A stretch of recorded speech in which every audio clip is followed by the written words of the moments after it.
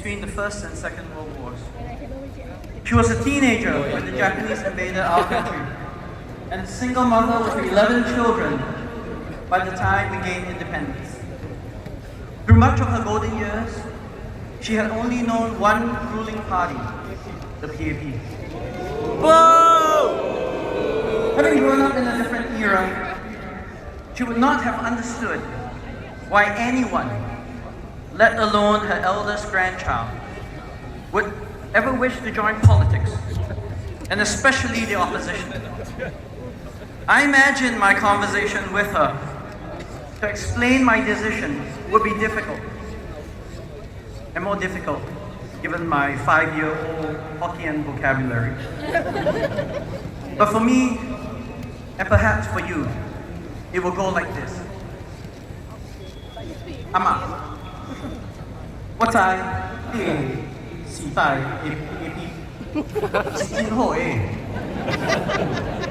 为国为民，这阵的 PAP 无相想要。我嘛爱国，我嘛爱国家正光，但是我无相信 PAP 会使做得到了。我参加工人党，是因为我要用我的知识来建立一个国家美好的新加坡。我希望你会使了解，会使接受。Now, as it turns out, in 2020, thanks to the good people of Sengkang, I did end up as a politician with the Workers' Party. And that road has not been easy. We are ridiculed and attacked in Parliament and online. When things go wrong in our estates, we may be berated by residents, and justifiably so. Unlike the PAP, we have little career upside. We are not typically invited to boards of directors, nor are we part of advisory committees for national bodies. Invitations to speak may be mysteriously retracted. Even our work among the people we serve is tough. We can't gather at the community centers or participate in other PA-organized events in our wards, or preside over citizenship and award ceremonies for our own residents. To be clear, I do not share these experiences for sympathy or to stir anger. They are simply our reality, which we must accept if we wish to play the role as a loyal opposition to Singapore. Those who contest under the banner of the opposition do what we do, not because of the benefits associated with the job, but in spite of their absence.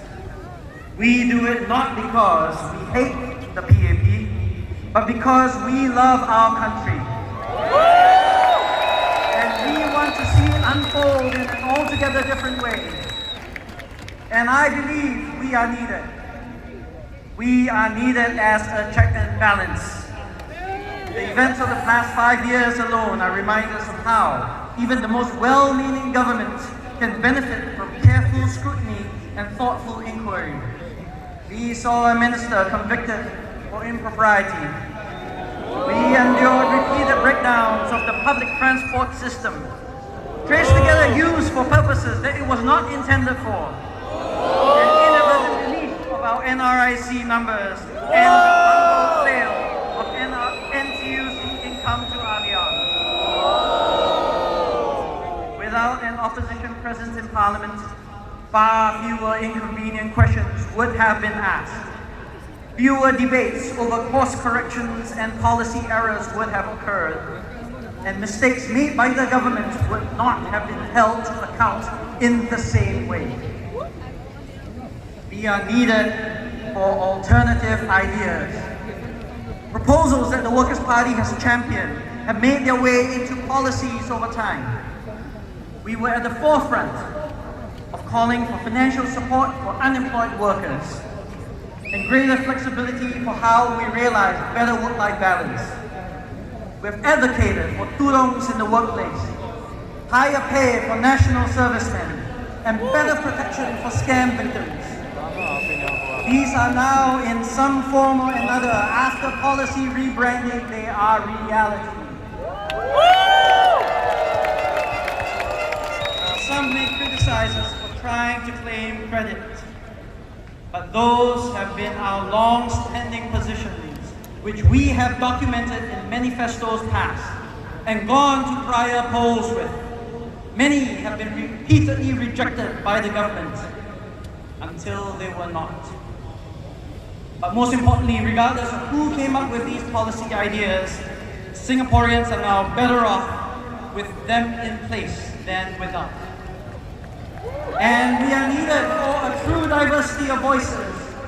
The policy ideas and positions we push for only emerge because of genuine representation, not only by race or religion or gender, but also by political affinity and philosophy. No modern democracy can survive and thrive when the worldviews of only one end of the political spectrum are captured. It is not only nice to have, but absolutely essential, because only truly different and alternative viewpoints will help us find better solutions, not just for the problems of yesterday, but for the challenges of tomorrow. The Workers' Party has been that voice for those who have otherwise been voiceless, neglected and forgotten. We have stood for labor in an economy where the weight of capital is often dominant and taken for granted. We have pleaded for more attention to the plight of the poor and downtrodden in our society. And we have taken up the cause of small and marginalized groups because we believe in the fundamental rights of each and every Singaporean.